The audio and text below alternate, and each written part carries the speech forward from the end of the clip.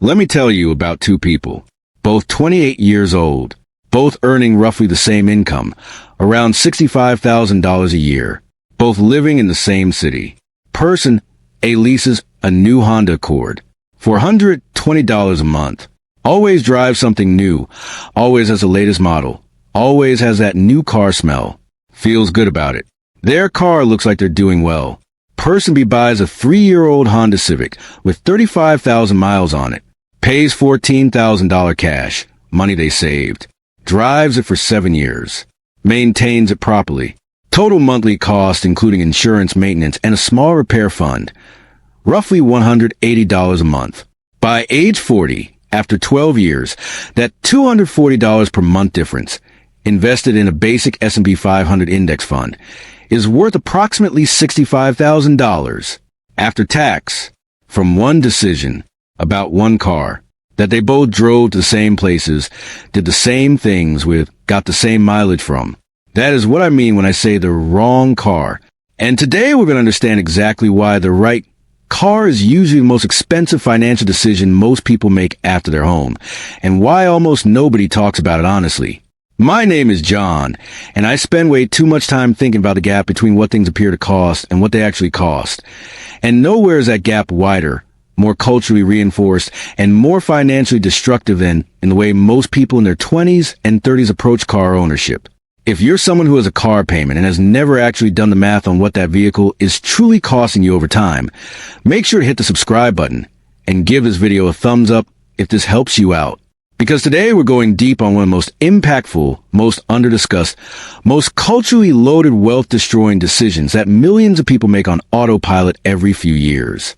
The car decision.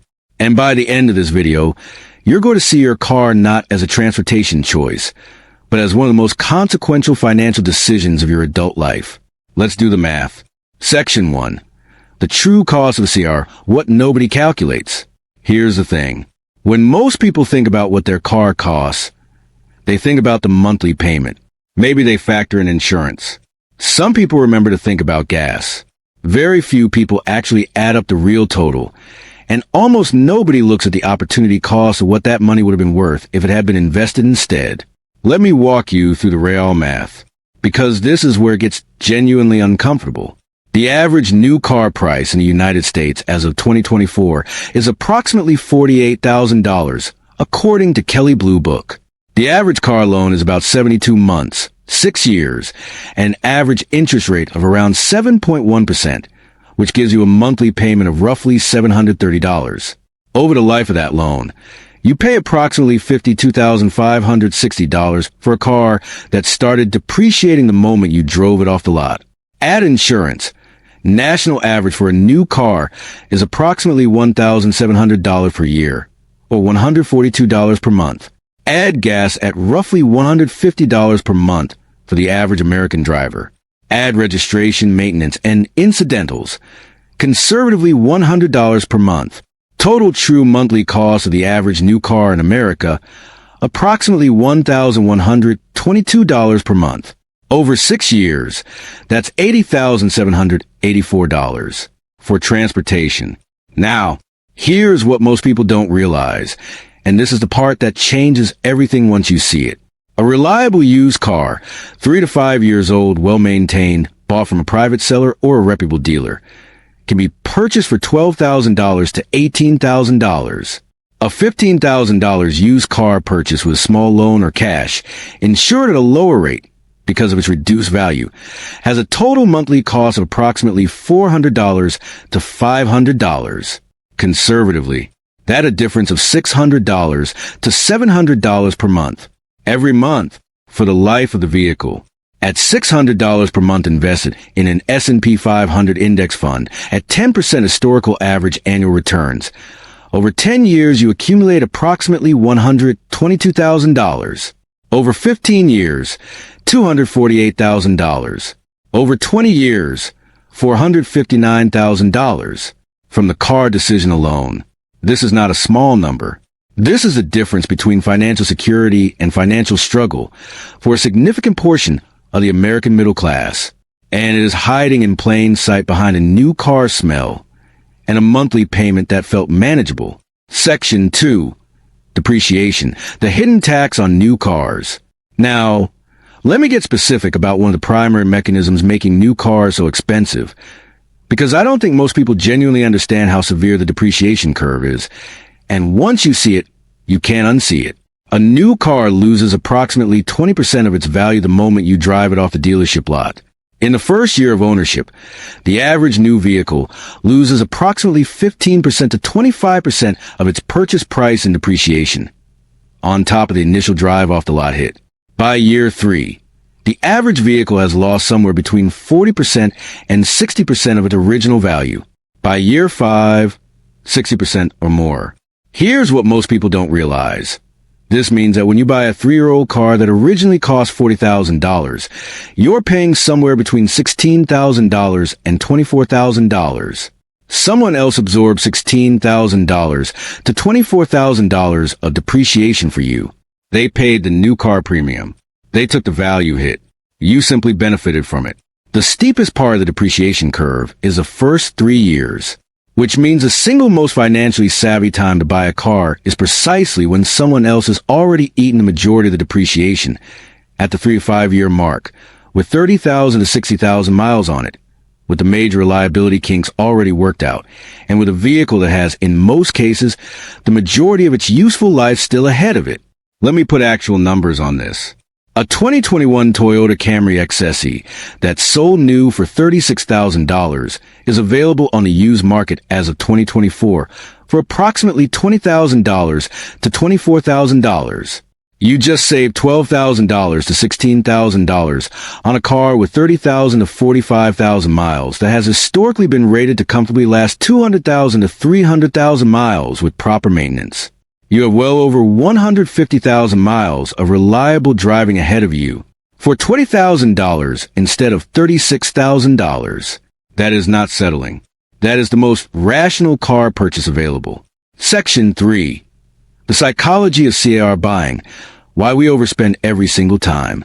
Okay, so if the math on used cars is this clear, why does the average American keep buying new? Why does a lease new every 3 years cycle persist in the face of numbers that obviously don't work? Here's where it gets really interesting, because the answer is almost entirely psychological. And understanding the psychology is what makes it possible to actually change the behavior. Force 1, the identity signal. Cars are one of the primary consumer objects through which people signal social status, personal success, and professional arrival. This is not a subtle cultural force. It is an overwhelming one. The car you drive communicates something to your neighbors, your colleagues, your family, your own reflection in the window as you get in. It says, this is how well I'm doing. This is what kind of person I am. And here's the vicious part of that signal. Because cars are so universally used as status signals, the baseline for what constitutes a successful-looking car keeps escalating. The 3-year-old Civic that would have looked perfectly fine to drive in 1995 now reads, in many social circles, as insufficiently successful because a comparator has shifted. Your colleagues are driving leased Autos. Your neighbor just got a new truck. The invisible pressure is continuous and largely unconscious. According to research from the Cornell Social Comparison Lab, people systematically overestimate how much attention others pay to their material possessions, particularly cars and clothing. The social signal you're spending $600 extra per month to send is being received by an audience that is paying far less attention than you think, in a context that matters far less to them than it does to you. Force 2, the monthly payment illusion. Car dealers and car manufacturers have done something extraordinarily clever with financing. They have reframed the cost of a car from how much does this car cost to how much is your monthly payment. And that reframe is financially catastrophic for buyers. Here's how it works. When you think about a $48,000 car, $48,000 feels like an enormous, sobering number. But $730 a month? That feels manageable. That's $24 a day. That's less than you spend on lunch most weeks. The monthly payment anchors you to a number that feels feasible, while completely obscuring the total cost, the interest cost, and the opportunity cost of the vehicle. Research by behavioral economists at MIT Sloan School found that people who evaluate purchases based on monthly payments consistently spend 20 to 30% more than people who evaluate based on total cost. The monthly payment reframe is not a neutral presentation of information. It is a deliberate cognitive manipulation. Every time you find yourself thinking, I can afford that payment, replace that thought with what is the total cost of this purchase and what else could that money do? Force 3. The new car justification spiral. This one operates through a specific cognitive mechanism called the IKEA effect, the tendency to overvalue things we've personally chosen, customized, or built. When you buy a new car and get to choose the color, the trim level, the interior, the add-on package, you're not just buying a car, you're building a small, expensive identity project.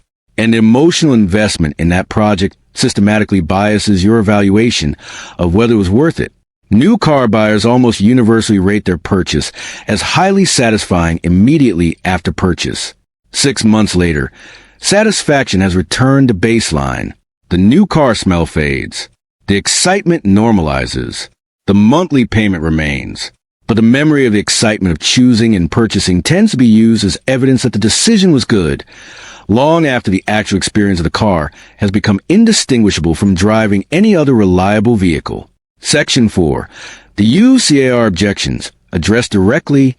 Now, I want to address the objections directly, because every time I talk about this, I hear the same 4 things, and they deserve honest, direct responses. Objection 1. Used cars are less reliable, and I'll end up spending more on repairs. This is the most common objection, and the one with the most data against it. Consumer Reports reliability data consistently shows that vehicles in the 3 to 7 year range, particularly Japanese brands like Toyota, Honda, and Mazda, are among the most reliable vehicles on the road, with average annual repair costs significantly lower than the monthly payment difference between new and used. Here's the math. If you save $600 per month by buying used instead of new, that's $7,200 per year. Even if your used car requires $2,000 per year in repairs, which would be an unusually high repair burden for a well-chosen used vehicle, you are still ahead by $5,200 per year. The repair argument does not survive the math. The key variable is the vehicle choice. Buying a used luxury vehicle or a used sports car is a different calculation. Those vehicles often have high parts costs and complex maintenance requirements. But buying a used Honda, Toyota, or Mazda at the 3 to 5 year mark with a pre-purchase inspection from an independent mechanic, that is not a high-risk purchase. That is the most risk-managed, data-supported vehicle purchase available. Objection 2. I need a reliable car for work. I can't afford to have it break down. This conflates reliability with newness. And those two things are not the same. A 2020 Toyota Corolla with 45,000 miles in full service history is, by every available reliability metric, among the most dependable vehicles on the road. A 2024 Ford F-150 with 3,000 miles has 1 year of real-world reliability data. The correlation between reliability and newness is much weaker than people believe. And for Toyota and Honda specifically, nearly non-existent after the first few years. Additionally, if your concern is being stranded, the answer is a roadside assistance plan. $50 to $100 per year, and maintaining an adequate emergency fund, not spending an extra $400 per month on a new vehicle. Objection 3. New cars come with warranties that protect me financially. True, but let me show you what that warranty actually costs. The average new car warranty saves owners approximately $500 to $1,500 in covered repairs over a 3-year ownership period, according to analysis from Consumer Reports. The premium you pay for new over a well-chosen used, even accounting for interest, is typically $5,000 to $15,000. You are paying $5,000 to $15,000 for $500 to $1,500 of warranty benefit. That is not a financially rational trade. The financially rational trade is to buy used, purchase a third-party extended warranty on a highly reliable vehicle, if you're concerned, and keep the difference, which is substantially larger than any warranty coverage. Objection 4. I can afford the payment. Why does it matter? This is the one that requires the most honest response. Being able to afford a payment, and a payment being the financially optimal use of that money are two completely different things. If you earn $65,000 per year, can technically afford a $700 per month car payment, and choose to make it, that is a choice. But it is a choice with a specific, quantifiable cost. The question is not whether you can afford the payment. The question is what you're giving up by making it. $700 per month for 20 years, invested at 10% annual returns, is approximately $530,000. That is not an abstraction. That is the actual financial value of your car decision, measured over a typical career investing horizon. Every dollar that goes to a car payment is a dollar that doesn't compound. Section 5. The framework. How to buy a car the right way. All right. Let me give you a concrete, actionable framework for making the car purchase decision in a way that genuinely serves your financial future. Rule 1. Your total vehicle cost should not exceed 15% of your annual take-home pay. This is a widely cited financial guideline, and it exists for good reason.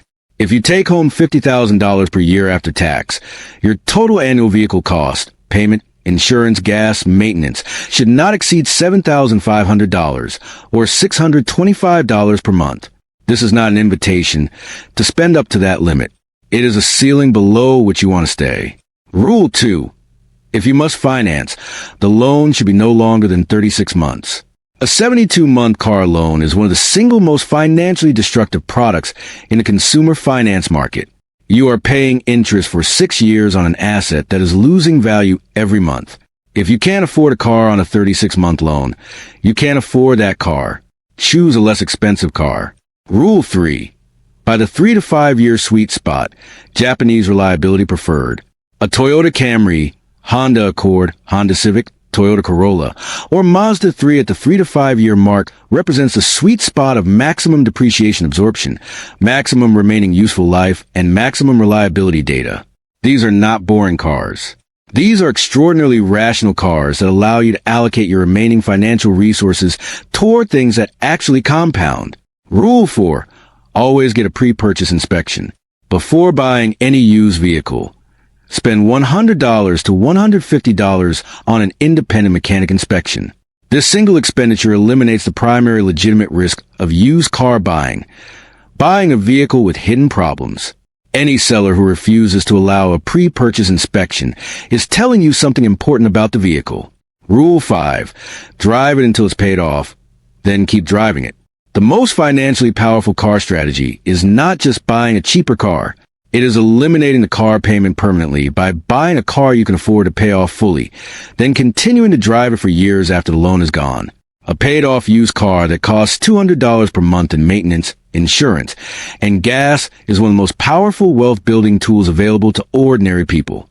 That is $500 to $700 per month that can be redirected to investments every month, indefinitely, for as long as the car keeps running. Section 6. The long game. What this decision builds. Let me close with the number that I think matters most. Person A, from our opening story, spends 30 years leasing or financing new cars, cycling through a new vehicle every 3 to 4 years. Average monthly premium over a reliable used car, $600. Over 30 years at 10% annual returns on the money not spent, approximately $1.4 million. Person B buys used, maintains their vehicles, drives them until they're done, and invests the difference. By retirement, they have $1.4 million more than person A from the car decision alone, not from any other financial behavior, just the car. Here's what most people don't realize about that number. Neither person A nor person B felt like they were making a consequential financial decision when they chose their car. Person A felt like they were making a reasonable, responsible, normal choice, because in the social environment they inhabit, it was. Person B might even have felt slightly embarrassed about driving something older, less impressive, less matching their actual professional success. And person B is $1.4 million ahead at retirement. The wrong car, the older one, the less impressive one, the one that doesn't signal arrival, is the one that actually gets you there. And by there, I mean free, financially free, with options, with security, with the ability to make choices about your work and your life that are simply not available to people whose transportation budget is consuming $1,000 per month. This is where it gets really interesting, because the people who most consistently make the financially rational car decision are not people who couldn't afford to buy new. Many of them could. They simply decided at some point, often after doing exactly this math, that a car was not worth what it cost their financial future, and they realigned their spending accordingly. That decision is available to you right now, today. Look, I want to be clear about something before we close. This video is not an argument that you should drive a falling apart vehicle, or that car enjoyment is irrelevant, or that everyone needs to drive a 1998 Corolla to build wealth. There are people for whom a specific vehicle has genuine practical value. Contractors who need trucks, families who genuinely need the space of a larger vehicle, people in specific regions or circumstances where a particular kind of vehicle is genuinely the most practical choice. Real-world context matters. The argument is simpler than that. The argument is, be intentional. Do the math. Look at the total cost, not the monthly payment. Look at the opportunity cost, not just the sticker price, and make a conscious, deliberate decision, not an autopilot one driven by social comparison, dealership financing psychology, and a completely irrational but deeply human desire to look successful in traffic. Your car is not a wealth signal. It is a wealth decision. And the wealth decision compounds quietly in both directions for as long as you make it. Drive the wrong car. Invest the difference. And in 20 years, you will be remarkably glad you did. If this math hit home for you today, hit the like button. It genuinely helps more people find this content. Subscribe if you haven't already, because every week we're building out the full picture of what financial decisions actually cost and what they're actually worth. And if you want a full framework for where to put the money you save on your car, I've got a video on how to build a zero-effort investment portfolio that does the compounding for you automatically. It's linked right up here. I'll see you in the next one.